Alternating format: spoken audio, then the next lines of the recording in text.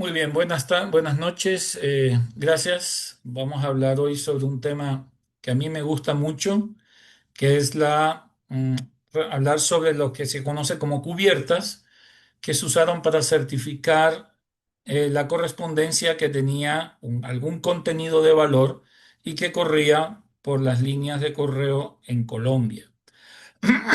Antes de iniciar, primero, tenemos que saber qué es o qué significa una cubierta de certificación de valor o contenido. Valga la aclaración, este tipo de documento o de especie postal solo se usó en Colombia y muchas personas que no están familiarizadas con el Correo de Colombia pues no saben de qué se trata este tema y por eso voy a tratar de ser lo más minucioso posible para que al final se pueda entender de qué estamos hablando. Primero, remitirme a unas definiciones establecidas.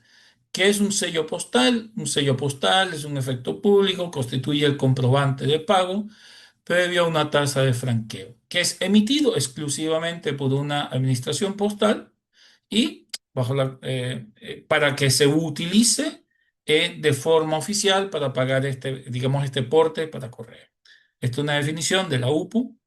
Y en caso del entero postal, es un conjunto de material postal que lleva ya, digamos, el valor preimpreso, el valor del porte preimpreso, o una leyenda que dice que ya está pagado, que tiene un espacio para ser llenado, ¿sí? Y que corre por las líneas de correos de una nación. Esta definición sale de la FIP.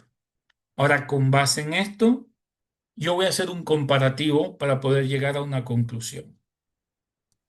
Como les indicaba, entonces vamos a hacer una comparación entre los tres elementos, sello postal, entero postal y cubierta.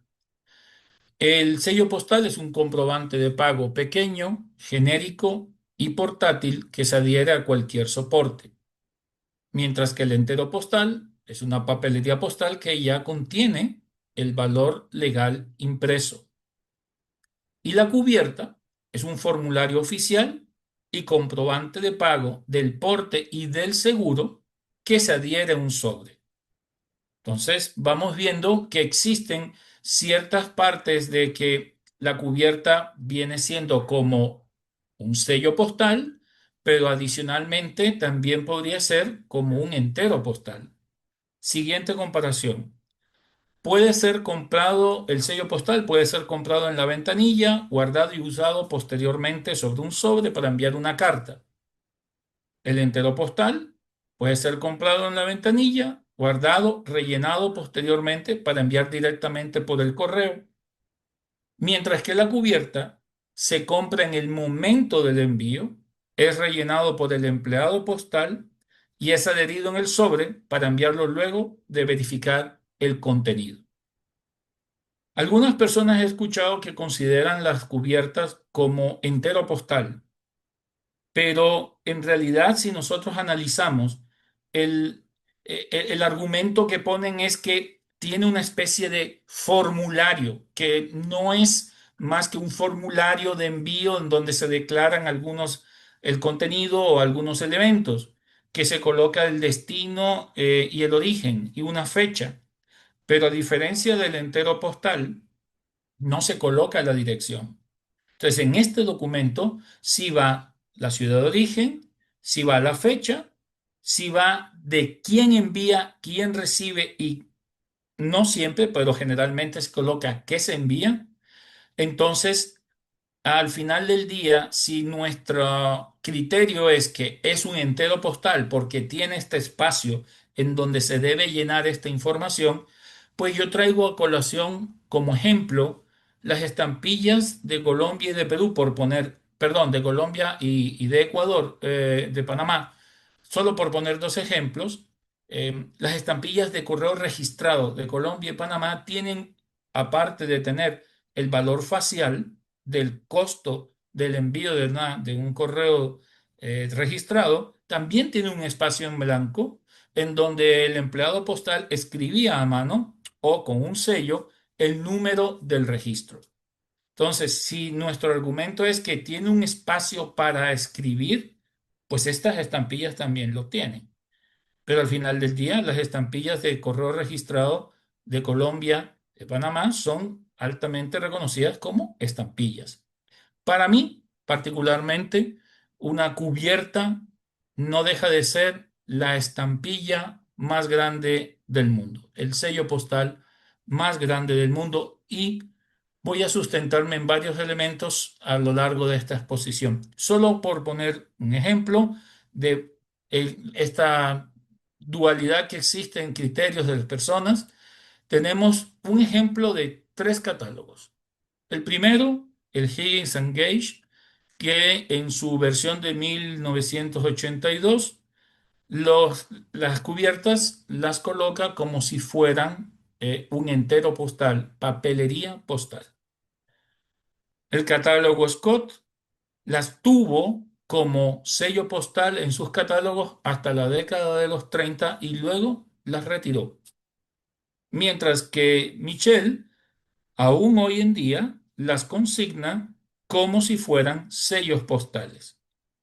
Entonces, em, básicamente, para mí, si me preguntan qué es una cubierta y cómo la podríamos catalogar, yo diría, insisto, es el sello postal más grande del mundo. La era filatélica en Colombia inicia en 1989 cuando se promulga la Ley Orgánica de los Correos Nacionales de la Confederación Granadina. Entre ellos, entre esos artículos que tiene esta ley, se ordenaba imprimir los primeros sellos postales de Colombia. Un dato curioso, la primera estampilla que existe en Colombia no es postal, es un timbre fiscal del año anterior, de 1858. Es en realidad, es el primer medio de pago que se adhiere en Colombia. Algunos catálogos incluso la consideran como una estampilla o como un sello postal, pero en realidad es un timbre fiscal. En el 65, el 29 de abril, se promulga la Ley 25 orgánica de los correos nacionales, que recoge la anterior, corrige algunas cosas y aumenta otras. En esta Ley 25, se listan cuáles son los tipos de correo que existen en Colombia para esa fecha. Y está la correspondencia simplemente franqueada, que era la que era una carta con documento en que se enviaba y que su costo dependía del peso y el destino, y que el porte se pagaba con estampillas, o, perdón, con sellos postales. Luego venía la correspondencia franqueada y registrada. Y pongo el I porque para que una carta fuera registrada, primero tenía que estar franqueada. Entonces se pagaba su porte de acuerdo al peso y destino, y adicional se pagaba el porte por el registro. El registro en esa época consistía en que se anotaba el nombre del destinatario en la factura o documento que se despachaba, la correspondencia entre una y otra estafeta. Luego existía la correspondencia franqueada, registrada y anotada. Nuevamente, y significa que para que una correspondencia fuera anotada, tenía que haber pagado previamente registro y franqueo. Y adicional, lo que correspondía al costo de la anotación, que no era más que en el libro de la oficina postal apuntar o anotar todos los datos de esa carta, perdón, de esa correspondencia que era registrada. Y por último, teníamos la correspondencia certificada.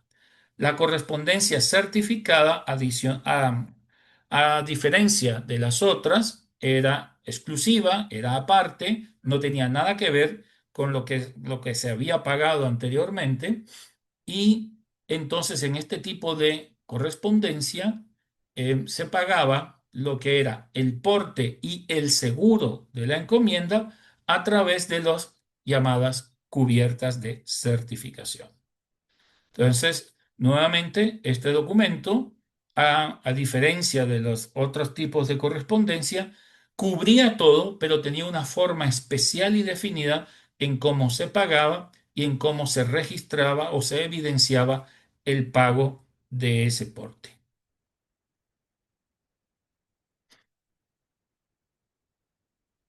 Existieron o se emitieron en Colombia 18 emisiones de cubiertas. En la línea de tiempo vemos que inicia en 1865 con la Ley 25 del 29 de abril del 65 y se ordena al final a través del decreto 1040 del 26 de noviembre de 1912 terminar el uso de las cubiertas. Durante este periodo, el país tuvo dos nombres.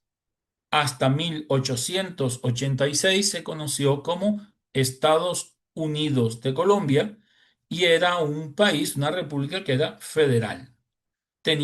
Estaba conformada por estados soberanos o estados independientes que tenían como el gobierno central, el gobierno de la Unión, coordinaba las políticas generales del país, pero que tenía administraciones individuales en cada estado.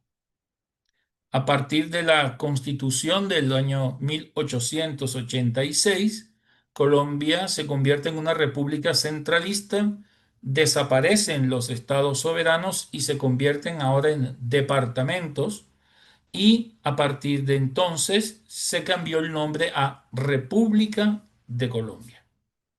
Ustedes pueden darse cuenta que en esta línea de tiempo hay hasta la emisión decimosexta muy seguidas y luego viene un silencio que se viene a despertar nuevamente en 1905.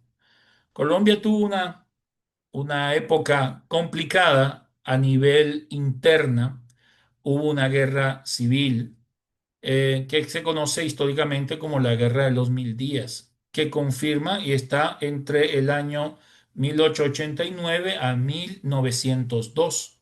Sin embargo, en ese mismo periodo y debido a diferentes temas de la guerra y otros más, también se experimentó en esa época una devaluación que hizo que las formas como se manejaban las diferentes especies valoradas en el país, llámese billetes, llámese monedas, llámese sellos postales, fiscales, en fin, todo hubo en ese momento una nebulosa, todo era gris, no había mucha certeza de algunas cosas, la devaluación hacía que las cosas no se manejaran de forma, digamos, muy tranquilas, muy en orden, y eso podría ser el hecho de que en este periodo se note este tipo de silencio. Desafortunadamente, no tengo un documento en donde me pueda confirmar que en algún momento, luego de 1892, el gobierno decidió suspender temporalmente este envío de correspondencia certificada. Es posible y lo más seguro es que exista, pero no lo tengo a la mano, no puedo decir en tal fecha paró, pero sé de buena fuente y tengo conocimiento de que sí en ese periodo se siguieron usando cubiertas, por lo que se podría decir que de alguna u otra manera sí continuó este proceso del envío de correspondencia certificada.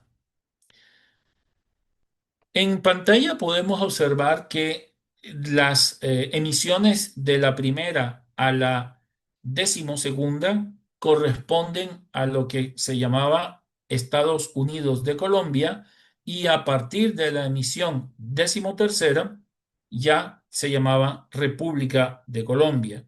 Durante este periodo entre la primera emisión y la emisión número 13, todas las cubiertas, a excepción de la primera emisión, todas eran con un valor facial de 50 centavos. En la primera emisión hubo dos tipos de cubierta, una de 25 centavos y una de 50 centavos. Como dato curioso, estas primeras emisiones, la bandera de Colombia se pintaba a mano, era acuarela.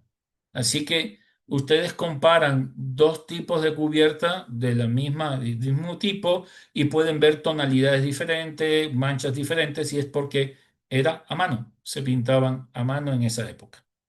Luego ya vino la impresión y ese ya es otro tipo, pero eso es como un dato curioso.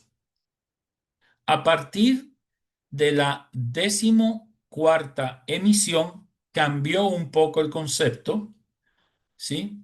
Y entonces ya vemos que a partir de la 14ª se comienzan a emitir 10 valores de 10 centavos a 1 peso con incrementos de 10 centavos.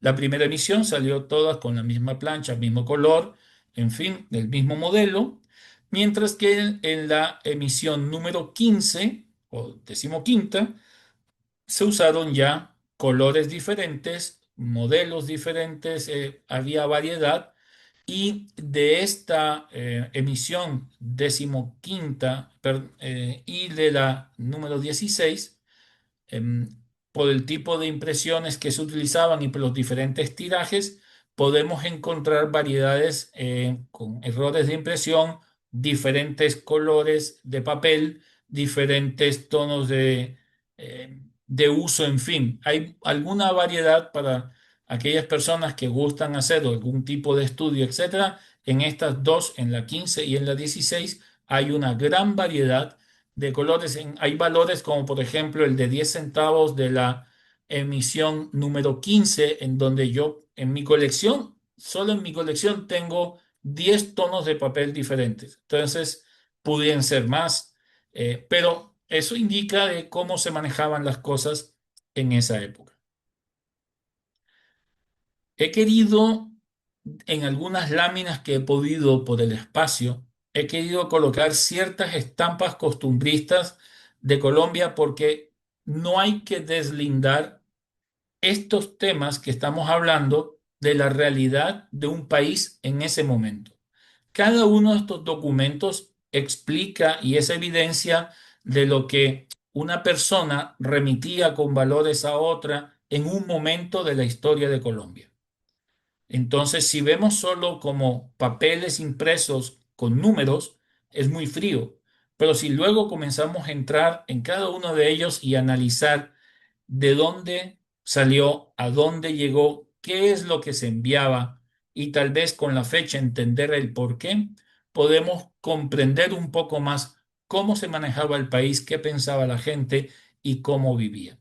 Esta estampa es un grabado de los vapores que corrían por el río Magdalena y que se utilizaban para el traslado de correos. Ellos estuvieron casi 100 años en el río desde 1846 en adelante.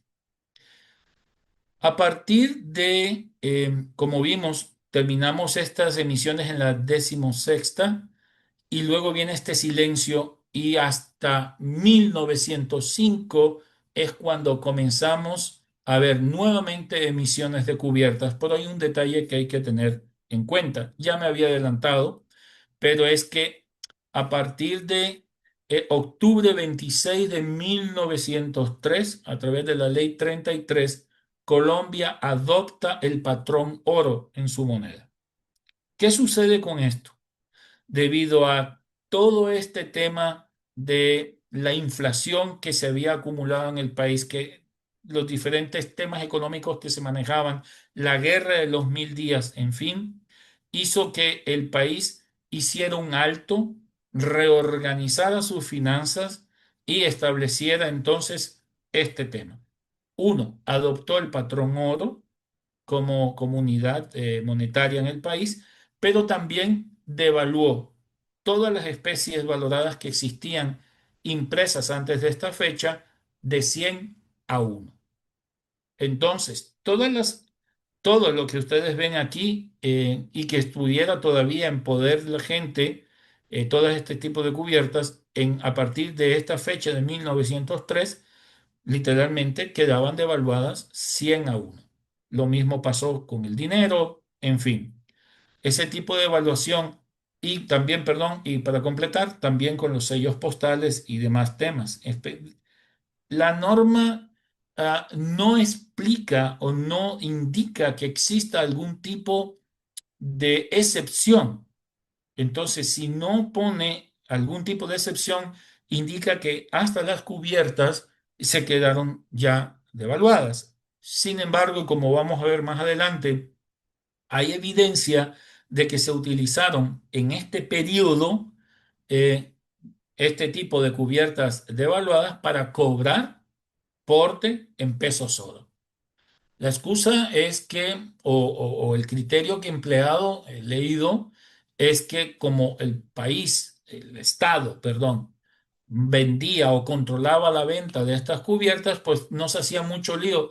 Pero insisto, la norma no indica excepciones, dice todas las especies valoradas quedan devaluadas, así que ese uso entre indebido y no debido, o tratando de solventar la ausencia de nuevas cubiertas en este periodo de cambios, pues sí hay evidencias de este tipo de uso. La emisión 17 y la emisión 18 ya son cubiertas. La de 17 es de 1905 y la 18ª es de 1907. El facial ya se da en pesos oro. Y eso es importante tenerlo en cuenta cuando más adelante veamos cómo se utilizaban este tipo de cubiertas.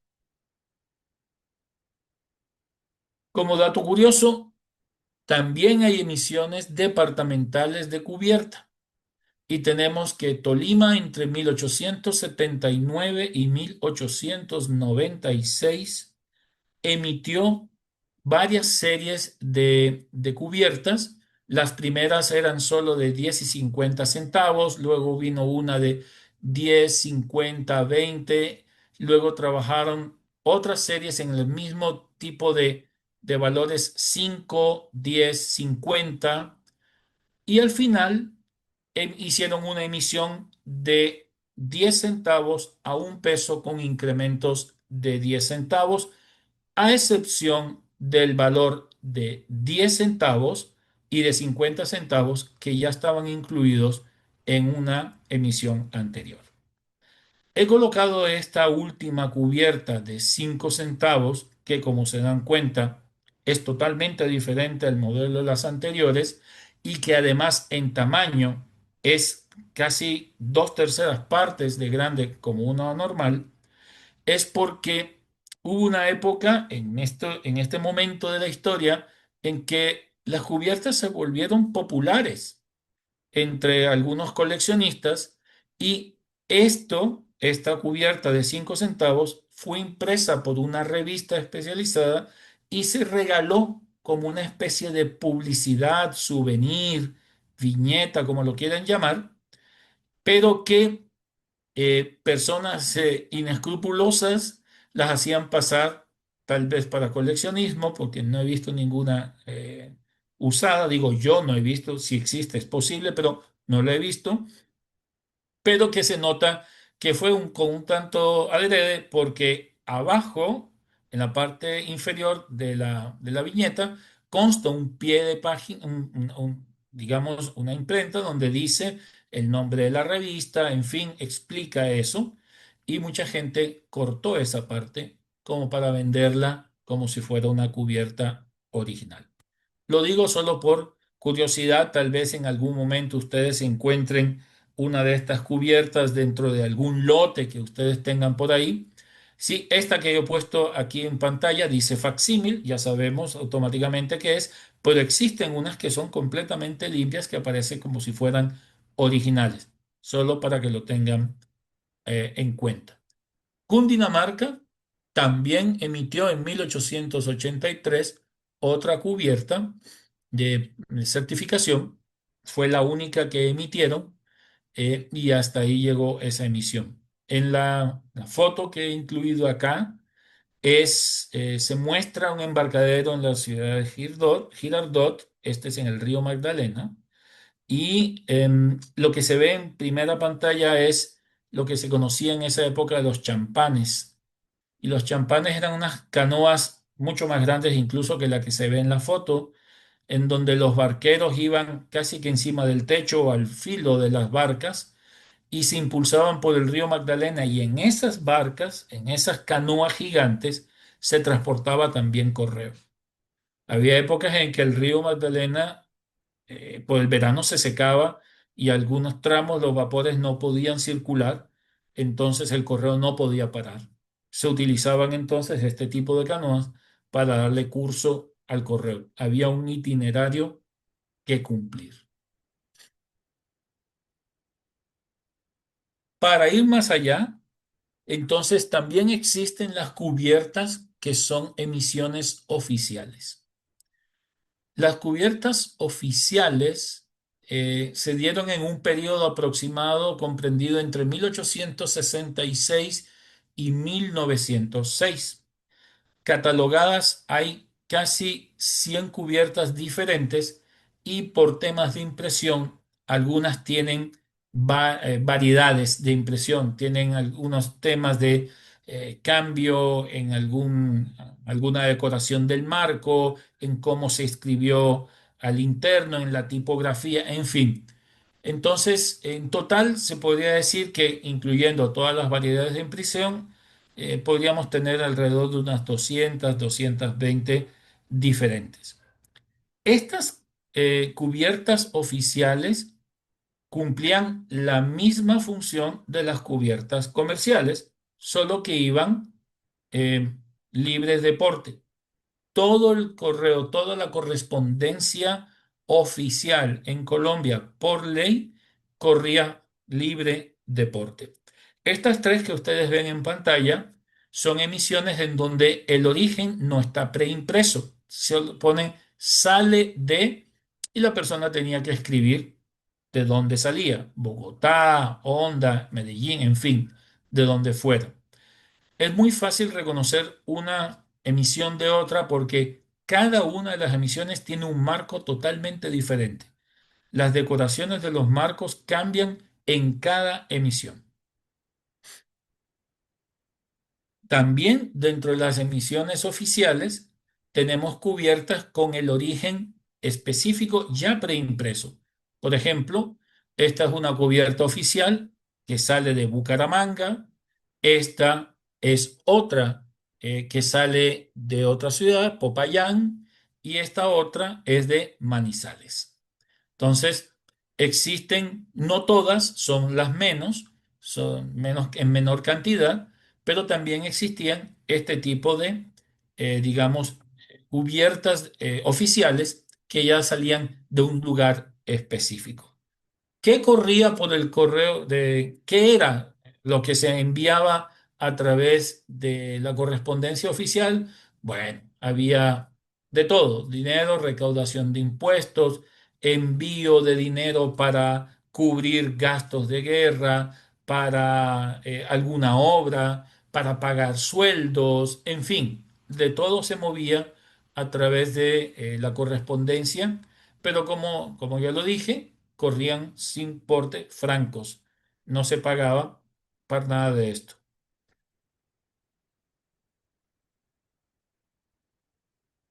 Y para esta primera etapa, terminar, explicarles que hubo un antes y un después de las cubiertas.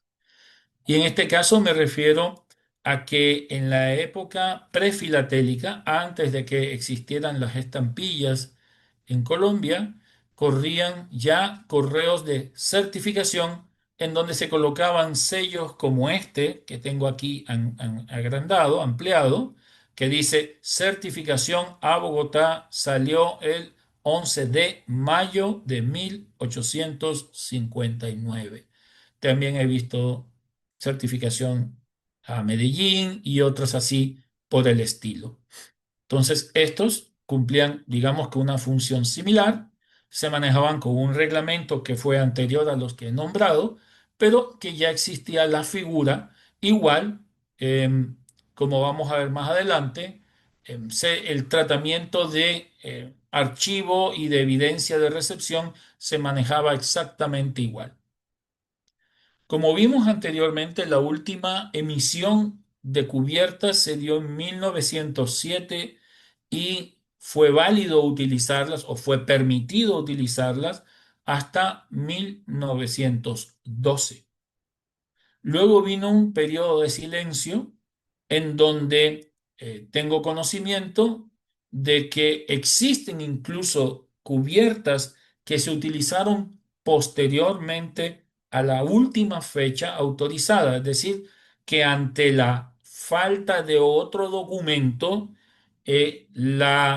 digamos, todo ese mover dineros o valores a través del correo, había que certificarlo de alguna manera, había que pagar algún tipo de porte o seguro y entonces en algunos casos se siguieron utilizando estas cubiertas que ya no se deberían haber usado porque había una orden de no usarlas. Sin embargo, ante la necesidad, se han seguido utilizando. En mi colección no tengo ninguna, eh, pero esperemos que algún día llegue una de esas para completar bien. Pero llega 1924 y en 1924 se imprime el primer sobre que se llama carta con valor declarado. Esto ya es un sobre. Esto sí es papelería postal, pero con un único objetivo: enviar dinero.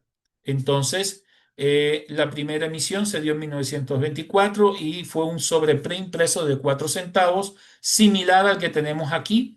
Este primer sobre grande que tenemos acá es, es la segunda emisión, este es de 1928, y las primeras emisiones de sobres o cartas con valor declarado tenían en la parte posterior el porte preimpreso. Luego, luego de 2 años, ya se comenzaron a colocar el porte en la parte frontal, como se ve aquí. El uso era exactamente el mismo, sino en este caso se relacionaba qué es lo que se enviaba por tipos de billetes, monedas, en fin. Se colocaba quién enviaba, quién recibía, los sellos postales, quién de la oficina correspondiente y bien, se trabajaba de la misma manera como se venía desde la época prefilatélica, luego con las cubiertas comerciales de, 1900 de 1865 a 1912 y posteriormente eh, a partir de 1924. Em, el último sobre o carta con valor declarado que yo tengo en mi colección es de 1973. Ese sobre incluso no está en los catálogos de papelería postal de Colombia, eh, pero, como digo, hay una gran variedad de estos sobres que se emplearon durante este periodo. Luego de esto ya se dejaron de usar, estos sobres se enviaba el dinero en físico y luego ya se cambió para darle énfasis a lo que se convirtió en los giros postales. Se enviaba dinero, tú depositabas el dinero en tu oficina postal y al otro lado la persona que lo recibía le entregaban su dinero, pero no es que corriera el dinero a través de las líneas de correo. Muy bien, esto como una introducción de qué eran las cubiertas, qué son, cuántas emisiones hubo, en fin, pero ahora es importante entender cómo es que se usaban. Es un dato curioso y voy a tratar de tomar los aspectos más importantes para poder dar a entender cuál era el proceso de cómo se utilizaba.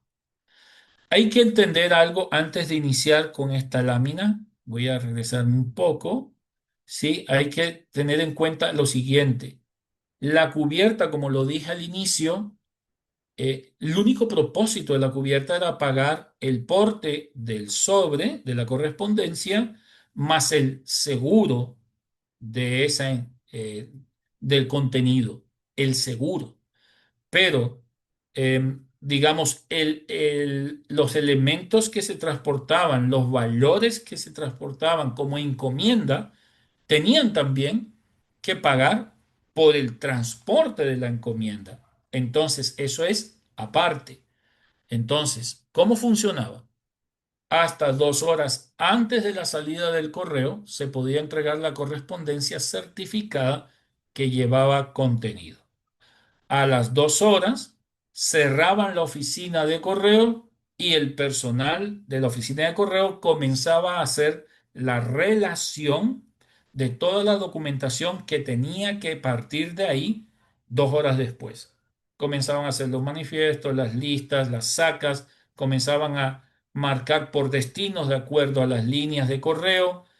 Todo eso lo venían organizando y que necesitaban pues toda su concentración. Por eso es que máximo hasta 2 horas antes podías llegar a este sobre. Pero digamos que tú tenías una urgencia y necesitabas enviar una correspondencia certificada. Podías hacerlo hasta media hora antes de la salida del correo si es que la valija ya no estaba cerrada, pero tenías que pagar el triple de porte. ¿Por qué? Porque te estabas metiendo dentro de un proceso administrativo en donde era muy riguroso el armar las valijas, relacionar la correspondencia, organizarla por líneas y tú venías a pedir que te enviaran una carta. Entonces, si es que la valija todavía no estaba cerrada, te la aceptaban hasta con media hora de anticipación, pero pagabas triple de porte. Luego, la persona que entregaba esta correspondencia certificada tenía una libranza o una relación que se hacía por duplicado. Se revisaba el contenido con la persona del correo y una vez puestos de acuerdo, firmaba el que enviaba y firmaba el empleado postal.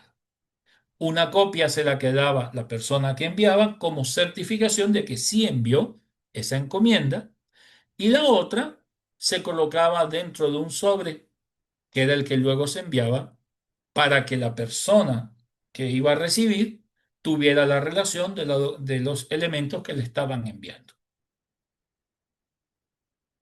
Los valores diferentes a papeles y billetes, es decir, objetos que tienen peso y forma, que no son papel, como joyas, alhajas, oro y plata, que podía ser en polvo, en barras o en moneda, se relacionaban en un libramiento, que significa que billetes y otro tipo de papeles de valor como acciones, bonos, en fin, podían ir dentro de un sobre directamente, pero estos, que eran saquillo de polvo de oro o barras de oro o monedas de oro o plata, tenían que colocarse en algo que fuera resistente, que soportara el peso y que además se pudiera sellar por seguridad. Generalmente eran pequeñas cajas de madera u otro elemento o saquillos de tela gruesa, en fin, cualquiera de estos elementos que se pudieran sellar, lacrar y marcar de forma de que hubiera una cierta garantía de no manipulación durante el viaje. Entonces, yo relacionaba todas esas joyas, todas esas monedas de oro, de plata, en barras, en fin, lo que fuera a mandar en una libranza. Ese oro se pesaba, si era moneda, si era en barras, si era en polvo, se pesaba y había una tabla con tarifa que decía cuánto tenía que pagar por gramo de monedas de oro, por gramo de monedas de plata, en polvo, en fin. El lío era cuando llegaban las joyas. Entonces, ¿qué valor le pongo a la joya? Entonces, las alhajas se tasaban de acuerdo o al valor de mercado, si era algo conocido, o de acuerdo al seguro, a la póliza de seguros de esa alhaja, o si no había estos elementos, pues se ponían de acuerdo con la persona del correo.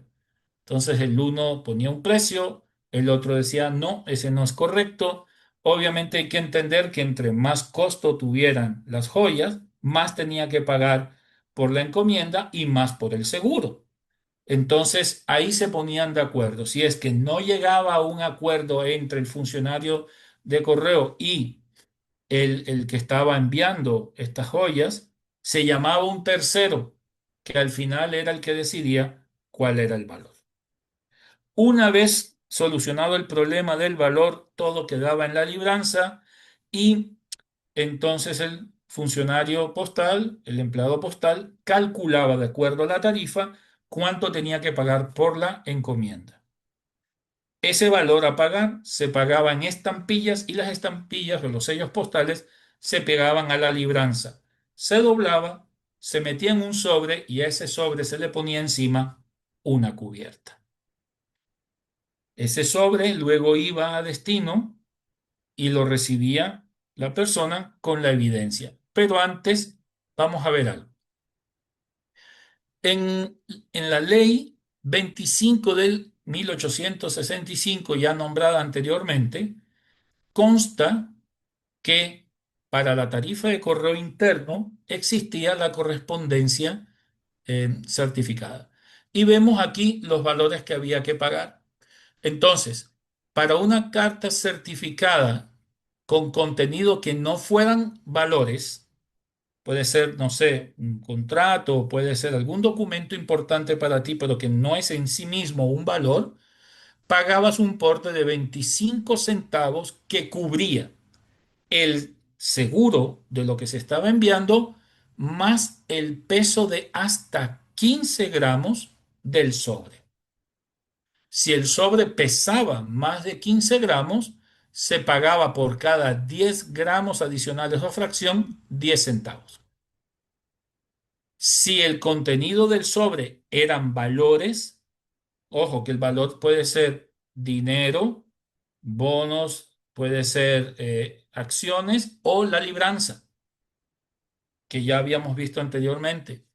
Entonces, esas correspondencias certificadas con valor pagaba un porte de 50 centavos por el seguro más hasta 20 gramos de peso de la carta. Si la carta pesaba, si este sobre pesaba más de 20 gramos, se pagaba a razón de 10 centavos por cada 15 gramos adicionales o fracción. Arriba a la derecha vemos una cubierta de la primera emisión de 25 centavos y obviamente que lo que iba aquí no era con valor, por eso dice certificación sin contenido. Por contenido se refiere a valores y bueno, esta persona consideró que ese documento que estaba enviando debía tener un seguro y por eso pagó esta cubierta de 25 centavos que por sí sola alcanzaba para una carta con un peso de hasta 15 gramos. En el sobre de abajo, a la izquierda, vemos que además de la cubierta de 50 centavos, tiene dos estampillas adheridas. Todo lo que ven en el fondo es el sobre. Esta foto la saqué de la colección de Darío 10, que tiene una buena colección de cubiertas, sobre todo de las primeras emisiones, y me sirve para demostrar algo que era que cuando se excedía el peso, ese exceso se pagaba con estampillas. Entonces, aquí vemos la cubierta de 50 centavos, que significaba que el seguro estaba pagado, pero también un porte de hasta 20 gramos.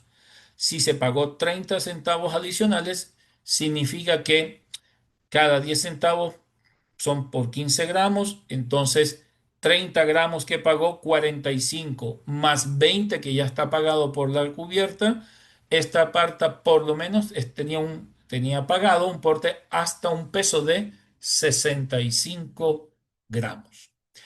La misma ley 25, aquí tenemos la tabla de cómo se cobraba la encomienda en sí y dependiendo de si era oro, si era plata u otros efectos y depende del destino, así se cobraba un dinero. Eso es lo que se pagaba en la libranza. Bien,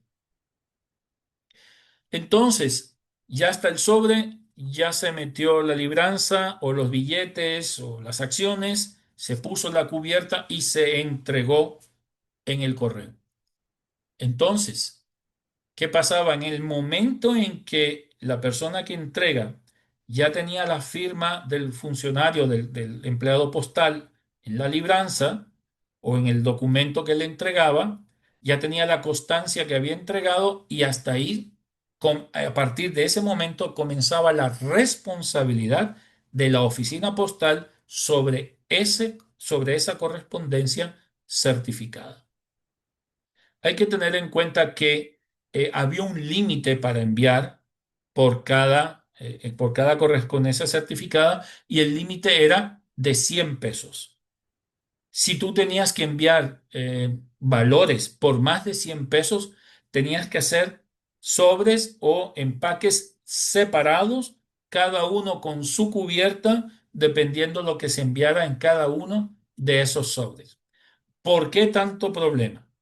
Bueno, es por el seguro, porque de esa manera el gobierno, el Estado, a través de la oficina postal, se aseguraba de que hasta 100 pesos estuviera cubierta su seguro al pagar esa cubierta y el excedente también se pagaba su seguro con las demás cubiertas que se necesitaban. Entonces la persona, si tenía que mandar más dinero de lo que corresponde, a 100, entonces teníamos que manejar este tema. Bien, em, vamos. Se entregaban las sacas al empleado o conductor recibiendo una relación que fueran certificadas, de las que fueran certificadas. Es decir, el empleado postal le entregaba las sacas al conductor, que era un contratista, era una persona, una empresa o alguien externo al servicio de correos que había tenido previamente un contrato para trasladar estas correos, esta correspondencia en general y las encomiendas y tenía que cumplir ciertos horarios, rutas, en fin. Entonces, en el momento en que ya el empleado postal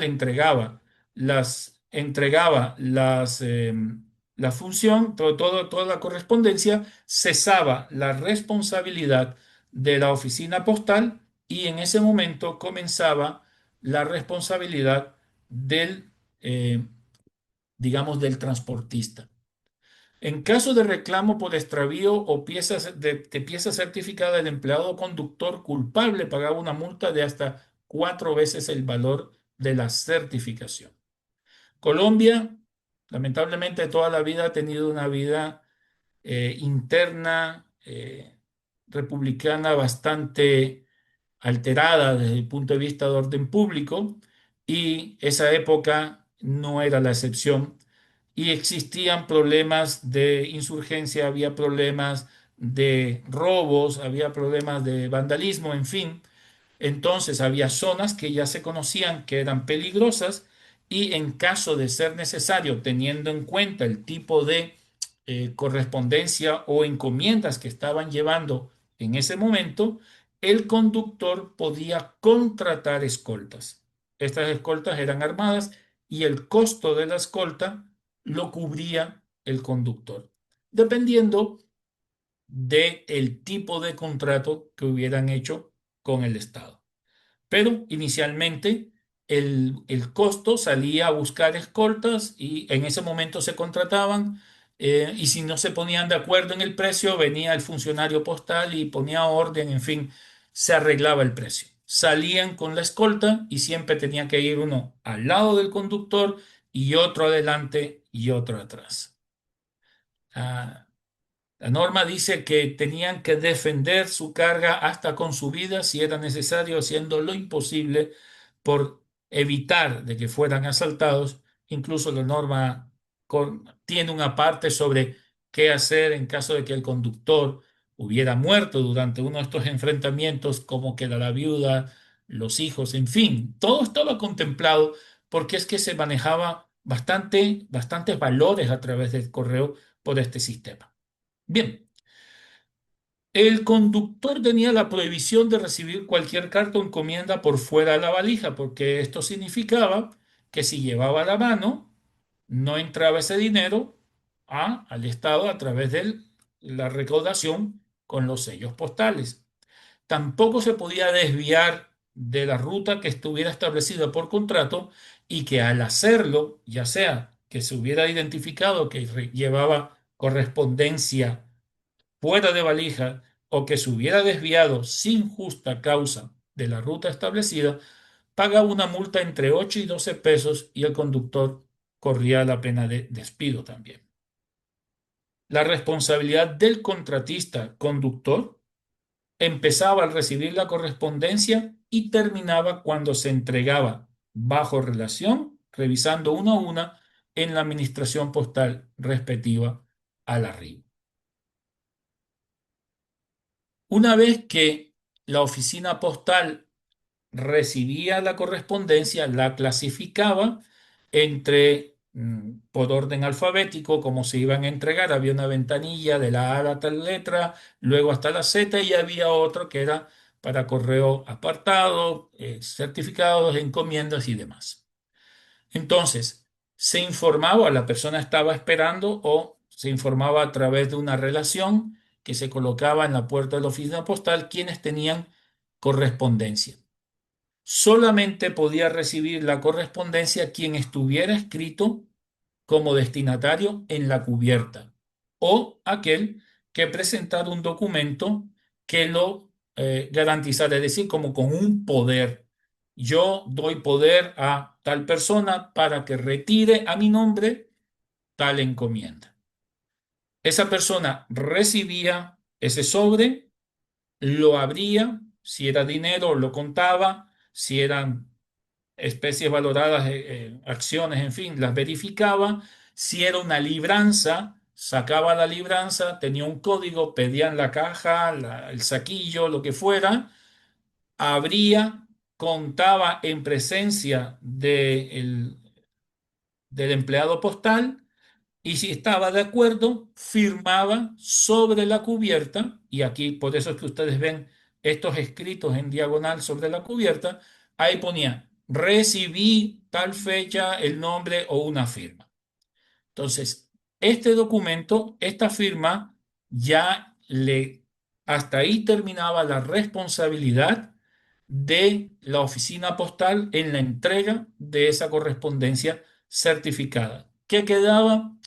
El empleado de correos arrancaba la cubierta del sobre, la desprendía, si estuviera muy pegada, cortaba el pedazo de sobre y luego, dependiendo del origen de cada una de estas cubiertas, se organizaban por destino y se enviaba a esa oficina que habían enviado la correspondencia certificada. Llegaba a la oficina de correos de donde había salido la encomienda y ahí cerraba todo, porque esta era la evidencia de que sí se había enviado y que se había recibido a satisfacción. Esta es una de las razones por las que encontrar sobres completos con cubiertas es muy difícil. La misma instrucción decía que había que arrancarlo del sobre, pero sin embargo, algunos sobres se salvaron, como este que está aquí a la derecha, que es de mi colección que conseguí, en donde afortunadamente decidieron conservar el sobre completo y no destruirlo. Pues nos queda más o menos una idea de cómo es que, por lo menos en este caso, saliendo en Ocaña, eh, cómo es que se colocaban los sobres en esa época. Algunas curiosidades. Dependiendo de qué tan lejano o qué tanto se moviera o no la correspondencia certificada en ciertas poblaciones, así se consumían más o menos las cubiertas. Y por eso, por ejemplo, tenemos una cubierta de la segunda emisión que salió y se utilizó en 1878. Para 1878 ya se había emitido la sexta emisión de cubiertas y que si bien no es que no se pudiera, sí es como curioso ver que este tipo de cubiertas se siguieran utilizando muchos años después de que ya hubieran salido otro tipo. Otra curiosidad, por ejemplo, es esta cubierta comercial a la cual se le colocó un sello que dice de oficio, lo que significa que en algún momento hubo escasez de las cubiertas de certificación oficiales y había una necesidad de enviar, en este caso, 500 pesos, ¿sí? Recordemos que el límite eran 100, pero como esta era oficial, no había problema. Entonces, en este momento se utilizó esta cubierta comercial poniéndole el sello de oficio y a pesar de que tiene un valor facial, no se pagó por ese movimiento. Otra curiosidad que tenemos aquí es que el 5 de agosto de 1886, Colombia, con su nueva constitución, como lo dije, pasa de un estado federal que se llamaba Estados Unidos de Colombia a ser una república centralista, llamándose entonces República de Colombia. Ante todas las especies postales, todos los documentos anteriores tenían escrito el nombre del país, Estados Unidos de Colombia. Sin embargo, había muchas de este tipo de especies postales emitidas, por lo que se permitió hasta el 31 de julio de 1889 que especies postales con el nombre Estados Unidos de Colombia circularan sin ningún problema. Y vemos entonces algunos ejemplos. Tenemos estas diferentes cubiertas de 1886, pero aquí vemos las fechas posteriores al 5 de agosto, 87, 1887, en fin, todas están corriendo bien dentro del plazo permitido hasta el 31 de julio con el nombre Estados Unidos de Colombia. Sin embargo, vemos unos usos indebidos. Como por ejemplo, al comienzo les explicaba que las tarifas estaban solo para correo interior. Sin embargo, esta cubierta de aquí salió de Pasto hacia Lima. Salió el 18 de julio de 1880, ¿sí? Y no entiendo por qué o cómo se permitió, ya que el seguro, si se hubiera perdido esta correspondencia, el seguro no hubiera cubierto ese valor porque estaba fuera del territorio de Colombia. Tiene un sello que dice Lima Principal, recibido en agosto de 1880. Y el otro uso indebido que tengo en mi colección es esta cubierta que dice Estados Unidos de Colombia, pero enviada el 27 de agosto de 1889. Esto es 2 meses después del límite máximo de usar este tipo de documento, perdón, de papelería o de especie postal con nombre anterior. Y adicional, en este documento se enviaban 103 pesos con 60 cuando el máximo era 100. Es decir, tenía doble uso indebido. Y teniendo en cuenta que el señor que la recibió, Antonio María Moreno, era un pedagogo santanderiano que escribió algunos libros, textos escolares, cuando era Estado independiente, la persona es reconocida. A partir de 1890 cambia la tarifa. Y en este caso se deja, el porte queda 10 centavos por 10 pesos o fracción, máximo 100 pesos. Recordemos, antes era desde 1 centavo hasta 100 pesos pagaba 50 centavos. Ahora se podía pagar 10 centavos por cada 10 pesos o fracción. Y entonces vemos que se cumple en esta cubierta 10 pesos, 10 centavos, 20 pesos, 20 centavos.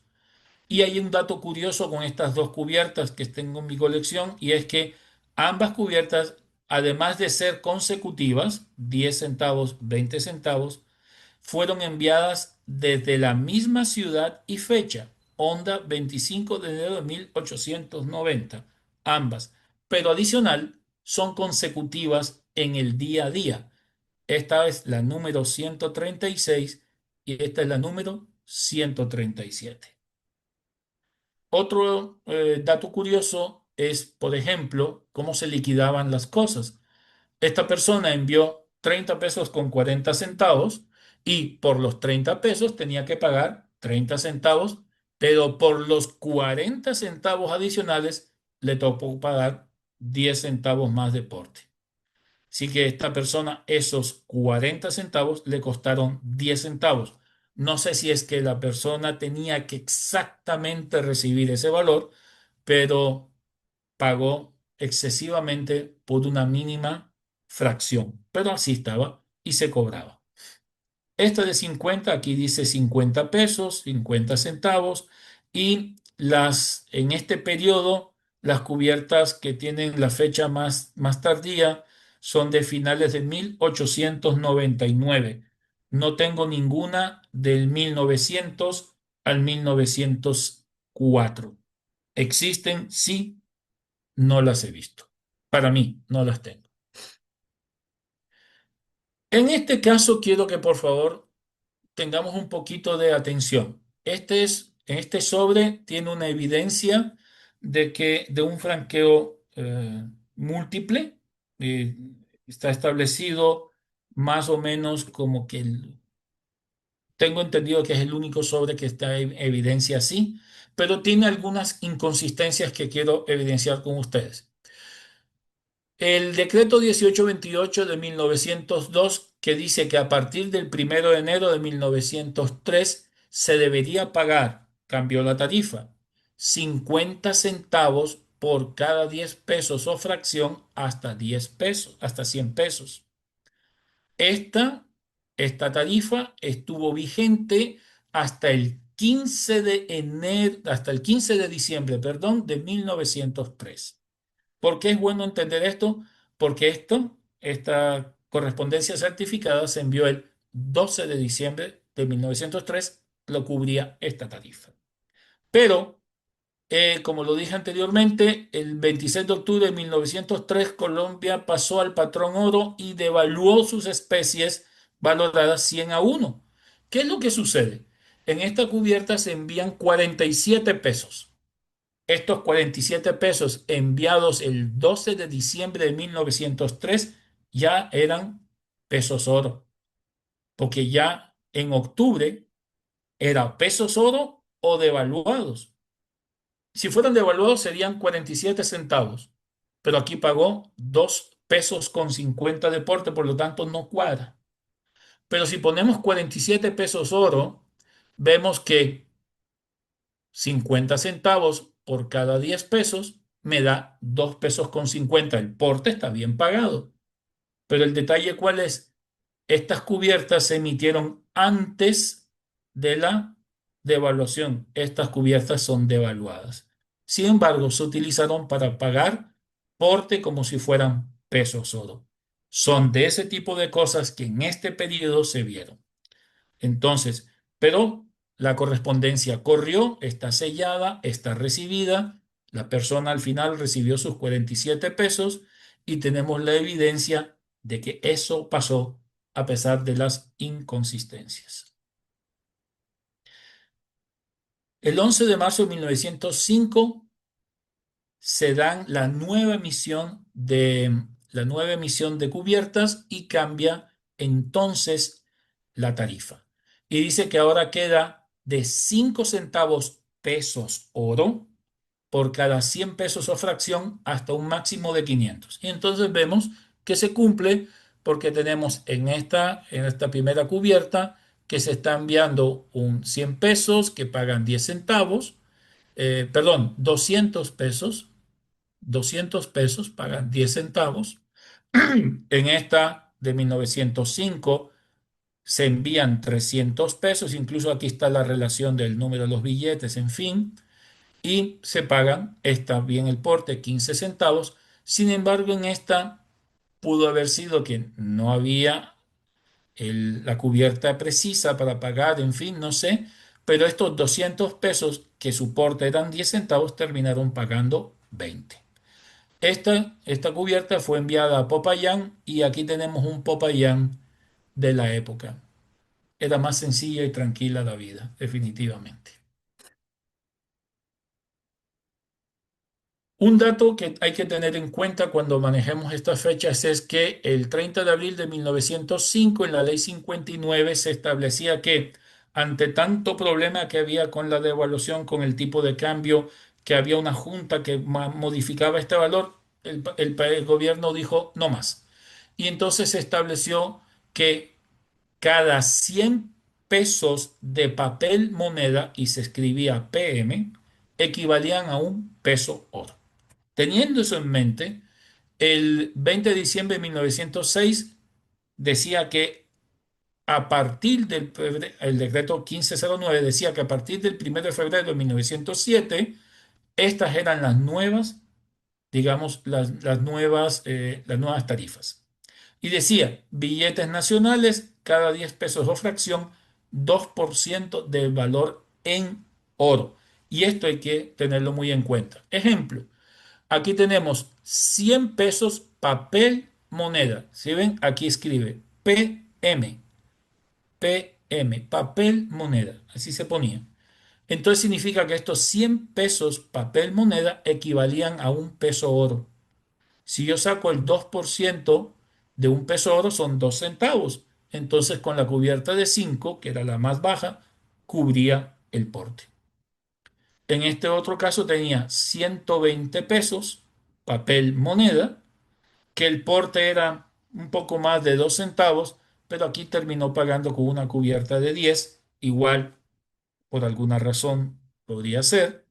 Y en este caso eran 700 pesos papel moneda, que equivalían a 7 pesos oro, que al 2% era una tarifa de 14 centavos. Pudo haberla pagado con la cubierta de 15, la pagó con la de 25. Una cosa curiosa es que a partir de esta fecha, 1 de febrero de 1907, ya se podían enviar cubiertas al exterior por una cantidad máxima de 500 francos. Y estos son dos especímenes de cubiertas de la última emisión, la 18ª emisión, en donde seguía la misma tarifa y vemos que en ambos envían 2.000 pesos. 2.000 pesos son 20 pesos oro, que la tarifa son 40 centavos, bien pagados con el de 50 centavos. Y en este caso, los mismos 2.000 pesos se pagaron con una cubierta de un peso un poco excesiva. Igual, estampas de la vida, esta primera cubierta se recibió en Bogotá y aquí tenemos la Bogotá en 1910, la gente cómo se movía, y un Manizales de la misma fecha en donde se envió esta cubierta de acá. Para cerrar, como conclusión, las cubiertas de certificación de contenido o valor empleadas en Colombia entre 1865 y 1912 brindaron las siguientes ventajas. Lo primero, representaron una solución de seguridad postal excepcionalmente ingeniosa y única en la filatelia mundial. Más allá de funcionar como un sello postal de gran formato o una etiqueta de pago, estos documentos unificaban de forma brillante el concepto de franqueo y comprobante físico de entrega para el transporte de objetos valiosos y de dinero en efectivo. Y por último, al exigir un control riguroso, tanto del empleador de correos que verificaba el contenido antes del despacho, como del destinatario quien abría el sobre en la oficina de destino y firmaba la cubierta en conformidad, este sistema mitigó con éxito los riesgos de un territorio geográficamente complejo y políticamente convulso. Y con esto concluyo y yo les agradezco infinitamente su presencia el día de hoy. Muchísimas gracias, Boris.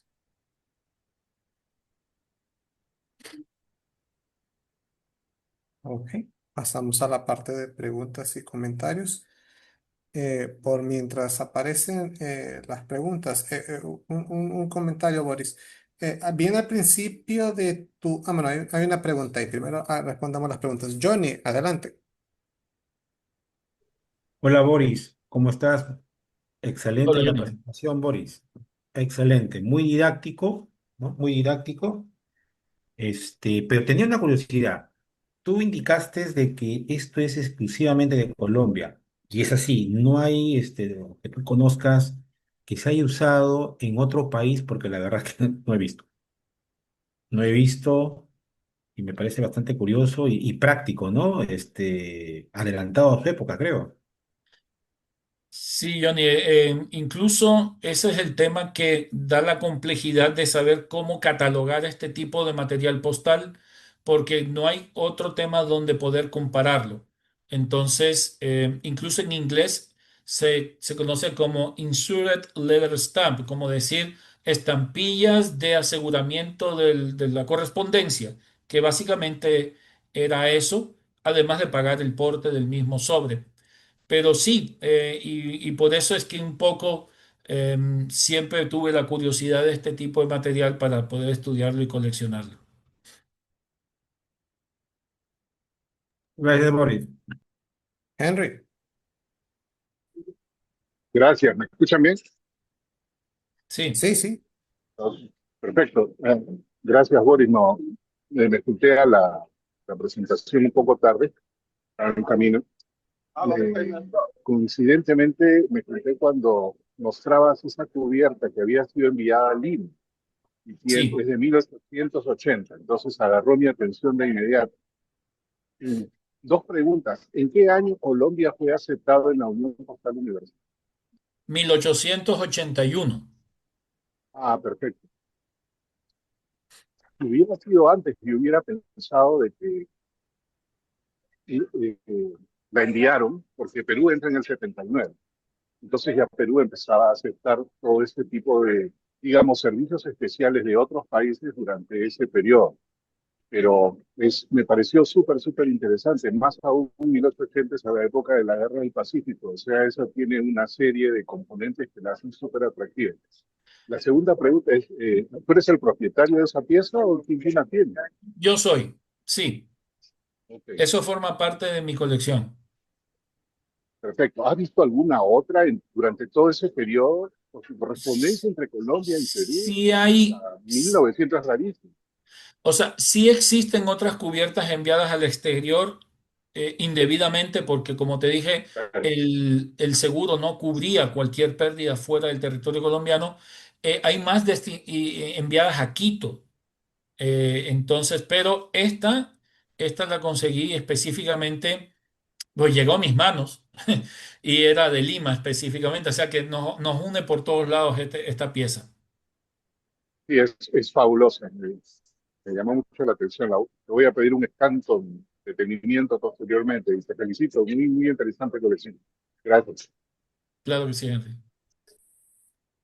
Tengo una manita que dice usuario de Zoom, solo que no te puedo llamar por tu nombre porque solo dice usuario de Zoom. Soy Nico de Ah, Panamá, Nico, ¿cómo perdón, estás? Sí, Nico, no te hombre. Oye, reconocía. Ya sí, sí, estás. no sé por qué razón no aparece mi nombre. Ok. Oye, Boris, muy bueno tu exposición. Yo tengo un par de cubiertas en blanco, pero con Matacey, un cancelación de Panamá, como si fueran creo que son como las primeras que mandaron para que pudiera que iban a circular aquí en Panamá. Pero sé que las cubiertas enviadas de Panamá o de Colombia hacia acá son bastante raras. Sí, eso es verdad, es cierto. Mm. Las cubiertas que tienen emisión, o sea, saliendo de Panamá, son muy, muy escasas. Yo no tengo ninguna de ese estilo en mi colección. Sé que existen o enviadas incluso a Panamá. Ujú. Em, hay que tener en cuenta un tema. Panamá siempre, a pesar de ser parte de Colombia hasta 1903, ellos se manejaron con un sistema económico un tanto separado de la nación, ¿no? Y a tal punto de que cuando yo hablaba de que Colombia adoptó el peso oro, había una excepción, a excepción de Panamá, porque en Panamá se aceptaba la plata. Entonces seguían trabajando con plata. Entonces son cosas bien interesantes que se manejaron en esa época. Pero sí, tal vez esto y uno y lo otro hace esta diferencia o rarezas, ¿no? Muchas gracias, muchas gracias. Me No, con encantó gusto. porque yo tengo mi par ahí la voy a mandar por correo o Por por favor, WhatsApp ahí las que tengo, para que por las tengan en tus favor, muchas archivos. gracias. ¿Cómo no? Sí, Boris, muy interesante esto que nos presentaste el día de hoy. Lo que había iniciado al principio, lo que tú comentaste, que tú lo llamas la estampilla más grande, ahí tal vez discrepo un poquito, porque para mí esto no sería una estampilla, viene siendo un entero. Aunque algún catálogo lo siga poniendo en la sección de estampillas, entra en la definición perfecta de un entero postal. mira, Mauricio, justamente yo presenté inicialmente mi colección en Amifil 2025 acá en Ujú, Lima el año pasado ujú, y justo cuando llegaron a calificar mi colección hubo este comentario. ujú, Había una persona, uno de los jueces que designaron, era un experto en temas de enteropostales y cuando llegó y vio la colección dijo, estos no son enteropostales. Entonces, él me dio una explicación. esa persona y me dijo, no es un entero postal porque el entero postal puede circular por sí mismo a través del correo. Acuerdo, una tarjeta postal, en fin. Mm. Pero esto no puede ser enviado solo. Tenía que ir como parte del sobre que enviaba el contenido. Entonces, sigue siendo este tema para discutir un poco, porque yo te puedo poner mis argumentos, tú los tuyos, y Ujú, todos van a ser válidos al final. ujú. Así que al final del día, mi colección siempre la presento como historia postal, así no salimos del problema y evito esos problemas de qué será, qué no será. Pero al final del día, bueno, desde la última vez y con los comentarios que agradezco públicamente a todas las personas que vieron mi colección y que hicieron algún comentario positivo sobre ella, estoy ampliándola y perfeccionándola y espero que en 1 o 2 años podamos ya mostrarla al público como ya la estoy manejando y pensando. Ok, solo como curiosidad, antes de ceder la palabra a César. Bueno, este comentario fue a mi feed, pero ¿tu colección ha estado a nivel feed? No, esta fue la primera vez Ok. que yo lo puse en exposición. Por eso es que no va a volver a salir a exposición hasta que no la tenga completamente estructurada como lo quiero hacer, justamente para no dar pie a que exista algún tropiezo o que es entero postal o que no es, en fin.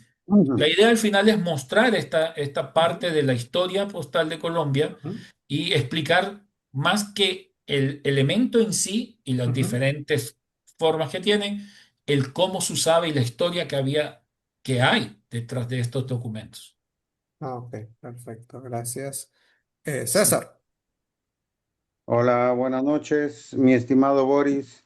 Felicitaciones por una muy clara, didáctica y elocuente exposición. Una consulta. Dime, dime. el traslado del oro, por decir de Bogotá a Cundinamarca o de Bogotá, por decir a Manizales, si eran monedas, ¿cómo lo hacían? ¿En sacas, en Ah, ya, cajas? sí. Gracias, sí. Justamente se me olvidó poner ese punto. Como eran elementos que no se podían meter en este sobre de papel, se manejaban una especie de saquillo grueso de lona o cajitas de madera a las cuales se les ponía como una especie de cordón y ese cordón se lacraba. Si el que enviaba también quería poner una marca personal, la podía poner como para evidenciar de que no fuera manipulado, extraído algo, robado, vamos, parte del contenido hasta que no se entregara en destino.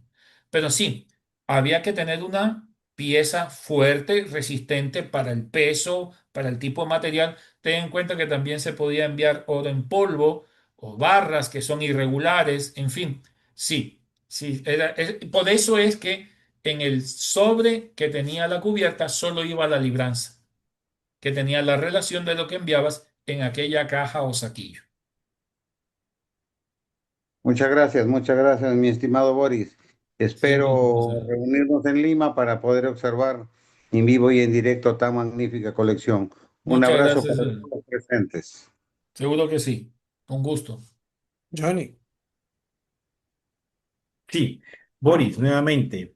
En una de tus láminas había un tarifario.